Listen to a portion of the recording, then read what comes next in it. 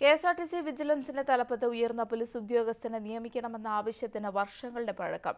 2013-ൽ corporation ഭരണസമിതി യോഗം ചേർന്ന് സർക്കാരിനോട് ഈ ആവശ്യം ഉന്നയിച്ചുവെങ്കിലും ഇതുവരെയും നടപ്പായിട്ടില്ല. പ്രധാന തൊഴിലാളി യൂണിയനുകൾ എതിർപ്പ് പ്രകടിപ്പിക്കുന്ന സാഹചര്യത്തിൽ ആവശ്യം ഇനിയും കടലാസിലൊതുങ്ങാനാണ് സാധ്യത. കെഎസ്ആർടിസി വിജിലൻസിന്റെ തലപ്പത്ത് പോലീസ് ഉദ്യോഗസ്ഥനെ ഡെപ്യൂട്ടേഷൻ വ്യവസ്ഥയിൽ നിയമിക്കണമെന്ന് സർക്കാരിനോട് ശുപാർശ ചെയ്യുന്ന ഭരണസമിതി യോഗത്തിന്റെ മിനിറ്റ്സാണിത്. 2013 ഡിസംബർ 6-ന് MD KG മോഹൻലാലിന്റെ നേതൃത്വത്തിൽ ചേർന്ന യോഗമാണ് ശുപാർശ സമർപ്പിച്ചത്. വർഷങ്ങൾ കഴിഞ്ഞിട്ടും തീരുമാനമുണ്ടാകാഞ്ഞതിനെ തുടർന്ന് ഇപ്പോഴത്തെ MD രാജമാണിക്യവും ഇതേ ശുപാർശ സമർപ്പിച്ചിരുന്നു. എന്നാൽ മാസങ്ങൾ കഴിഞ്ഞിട്ടും തീരുമാനമുണ്ടായിട്ടില്ല. പ്രബല തൊഴിലാളി യൂണിയനുകൾ കടുത്ത എതിർപ്പ് പ്രകടിപ്പിക്കുന്നതാണ് തീരുമാനം നടപ്പാവുന്നതിന് പ്രധാന വിലങ്ങുതടി.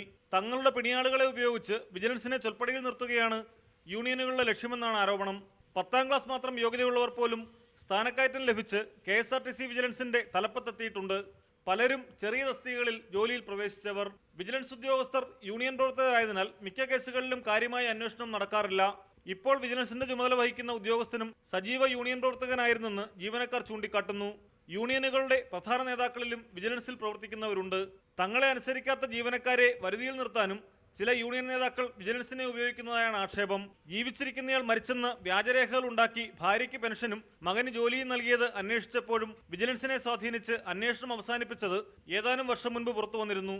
അന്വേഷണ പരിചയമുള്ള ഉദ്യോഗസ്ഥർ വിജിലൻസ് തലപ്പത്തെത്തിയാൽ KSRTCയിലെ അഴിമതികൾ ഒരു പരിധിവരെ അവസാനിപ്പിക്കാനാകും.